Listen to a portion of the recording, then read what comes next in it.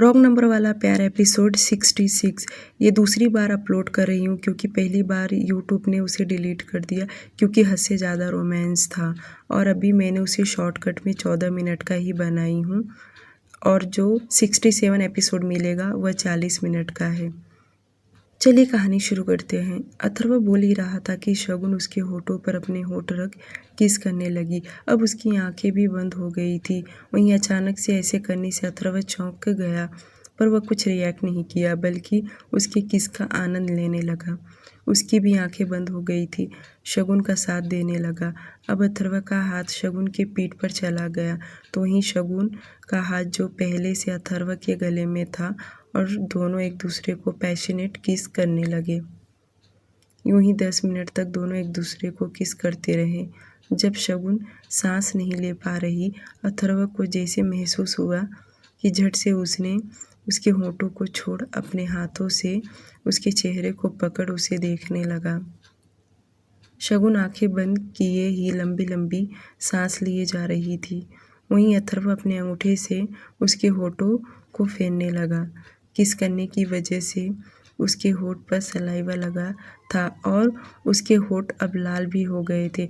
अथर्व मुस्कुराते हुए बोला, तुम तो किस मुझसे भी अच्छा करने लगी हो। इतना तुम्हारे अंदर टैलेंट था, मुझे तो पता भी नहीं चला।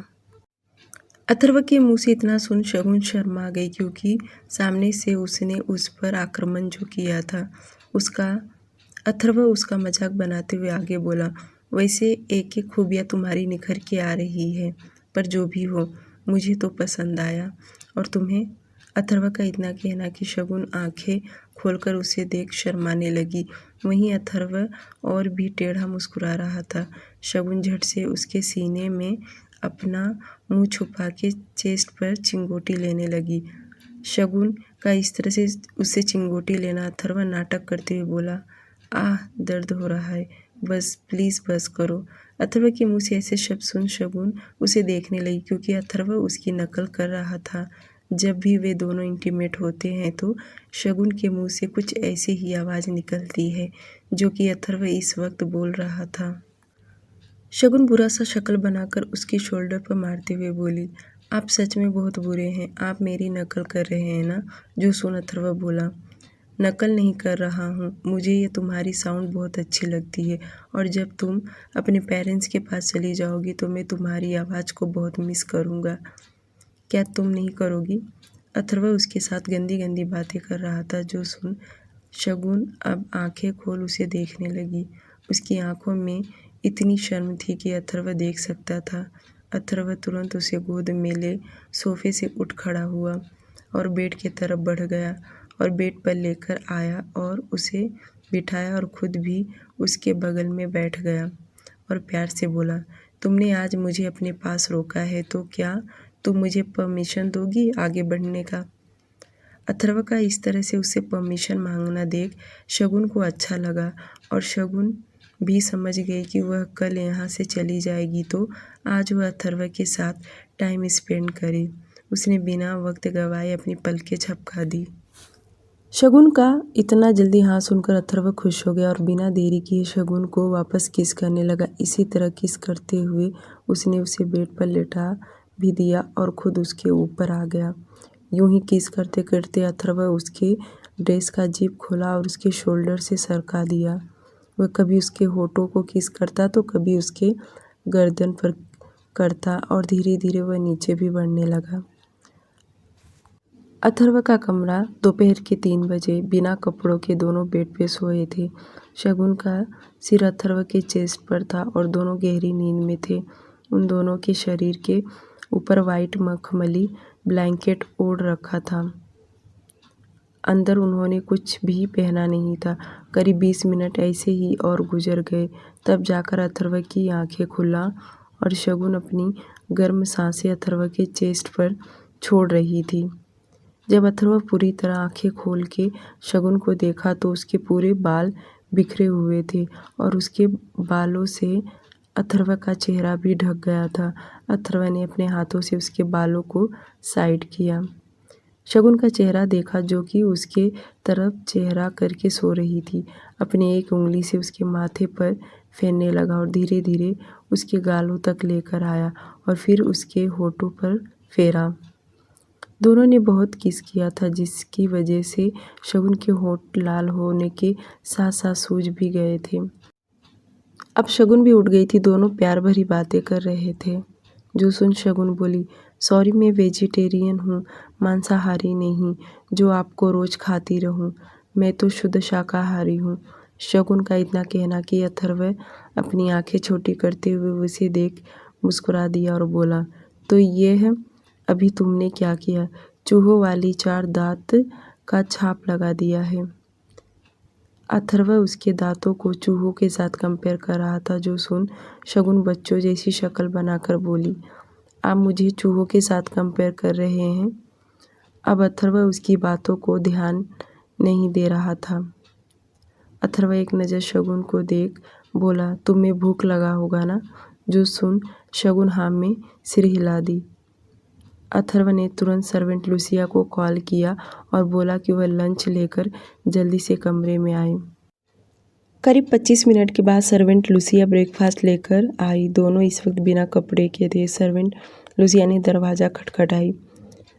आवाज़ सुनकर जिसकी वजह से अथर्व उठा और साइड से पैंट उठाकर पहन लिया और दरवाजे पर जाकर उसने दरवाज़ा खोला, खाने की ट्रॉली अंदर लिया और दरवाज़ा वापस बंद कर दिया।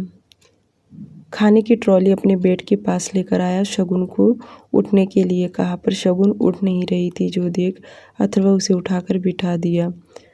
शगुन ब्लैंकेट से खुद को कवर करके बेड पर बैठी गई।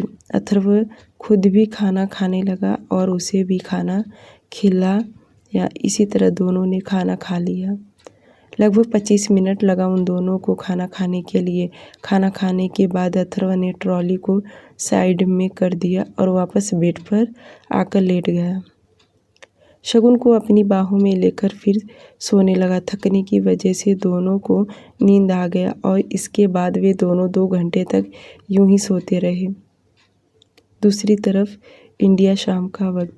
राशि जब जॉब से घर लौटकर आई तो माया जी कल शगुन के आने की खुशी में बहुत सारा तिल के लड्डू बनाने लगी और भी कुछ कुछ चीज़ें बना रही थी। राशि अंदर आते ही अपना बैग साइड में रखी और सीधे किचन में गई, क्योंकि पूरे घर में खुशबू फैला हुआ था। किचन में बहुत सारा सामान फैला हुआ था। जो देख राशि अपनी माँ से पूछी, माँ ये सब क्या है? आपने तो अभी अभी तिल के लड्डू बनाई थी, वह ख़त्म नहीं हुआ, आपने फिर से बनाना चालू कर दिया। माया जी के चेहरे पर अलग ही खुशी थी। जो राशि देख आंखों से इशारा किया, जिसका इशारा था कि क्या हुआ। माया जी अपना हाथ साफ करते हुए बोली, राशि मैं बहुत खुश हूँ। तुझे भी खुशखबरी का पता चलेगा तो तू भी नाच उठेगी। माया जी का इतना कहना और जिस तरह से उनके चेहरे पर खुशी था वह देख राशि अपनी आंखें छोटी करती हुई बोली, कैसी खुशी मम्मी, जल्दी बताओ। राशि थोड़ा मन में संकोच कर रही थी। उसे लगा कि शायद उसके घर वाले ने उसके लिए रिश्ता देख लिया है, जिसकी वजह से उसकी मम्मी इतनी ज़्यादा खुश हो रही है। वह अलग ही कुछ सोच रही थी कि उतने में माया जी राशि का हाथ पकड़ते हुए बोली, कल शगुन आ रही है। माया जी एक ही लाइन बोली कि राशि को तो बिल्कुल भी यकीन नहीं हो रहा और वह रिपीट करते हुए सवाल पूछी, क्या मतलब कि शगुन आ रही है? कैसे, किसके साथ? राशि के इतने सारे सवाल सुन माया जी बोली, अब ये तो मुझे नहीं पता। दोपहर में अथर्व से बात हुआ और उन्होंने बताया कि वह शगुन को इंडिया भेज रहा है। माया जी अभी बोल ही रही थी कि राशि शॉक्ड होते हुए बोली, क्या अथर्व ने कहा कि वह शगुन को इंडिया भेज रहा है? सच में? पर यह कैसे हो सकता है? इटली जब हम गए थे तो बाबा ने तो मना किया था ना। अथर्व के चेहरे से पता चल रहा था कि वह शगुन को इंडिया भेजना नहीं चाहता है। राशि लगातार बोले जा रही थी। माया जी उसकी हाथ पकड़ के उसे चुप कराते हुए बोली, हाँ आज भी अथर्व ने जब कॉल करके यह बताया वह शगुन की इंडिया भेज रहा है तो तेरे बाबा ना कह रहे थे। वह नहीं चाहते थे कि शगुन इंडिया आए। उन्होंने तो साफ साफ मना भी कर दिया कि तेरी जब तक शादी नहीं हो जाती तब तक शगुन यहाँ नहीं आएगी। ये सुन राशि बोली, तो अथर्व ने क्या कहा? माया जी मुस्कुराते हुए बोली, अथर्व के पास बहुत दिमाग है। उसने तुरंत कहा कि दमदम सिटी में उसने एक बड़ा सा होटल बुक कर दिया है, शगुन वहीं रहेगी और हम लोग उससे मिलाया करेंगे, जिसके वजह से आसपास के लोगों को पता भी नहीं चलेगा। राशि ने जैसे यह सुनी तो वह उछलते हुए अपनी माँ के गले लग गई और बोली, क्या सच में राशि आ जाएगी मम्मी? मुझे यकीन नहीं हो रहा। आप सच कह रही हैं ना? रुको, मैं अभी उससे बात करती हूँ।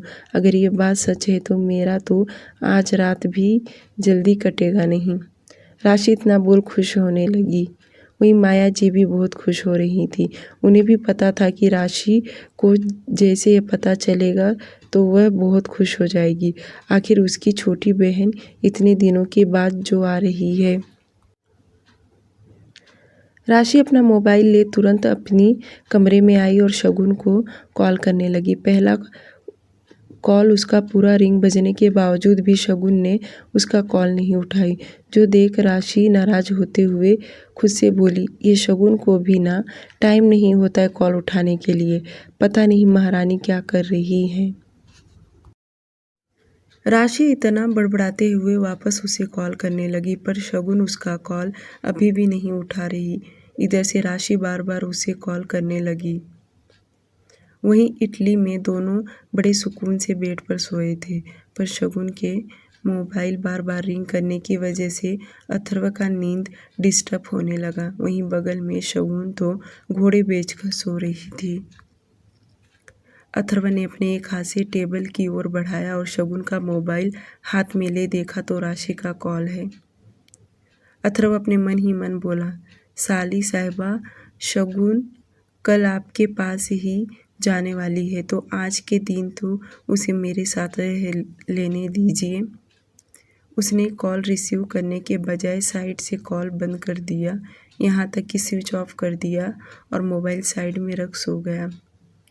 उसकी आंखें भी अच्छी तरह से खुल नहीं रही थी, क्योंकि अभी अभी उसे गहरी नींद लगा जो था।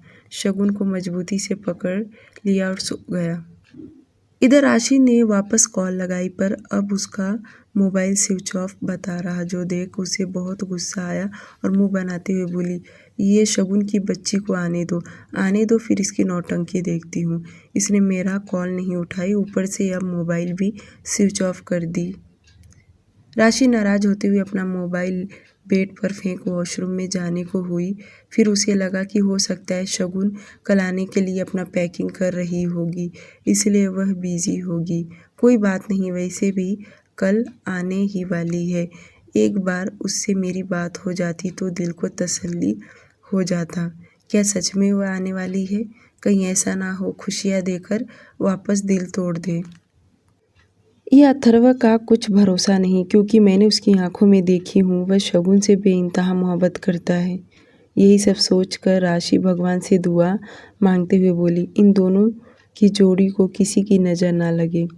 इतना बोल राशि वॉशरूम में चली गई और कपड़े बदलकर वह बाहर आई। अपनी माँ का हाथ बटाने लगी। वह भी अपनी माँ की तरह बहुत खुश हो गई थी। कल शगुन की आने की तैयारी वे दोनों करने लगी। डियर लिसनर, आप लोगों को तो पता है एपिसोड छोटा था, क्योंकि ये पहले ही अपलोड हो चुका था और यूट्यूब ने इस एपिसोड को डिलीट किया, क्योंकि हद से ज़्यादा रोमांस था और इसे मैंने अभी शॉर्ट में बनाकर अपलोड कर रही हूँ।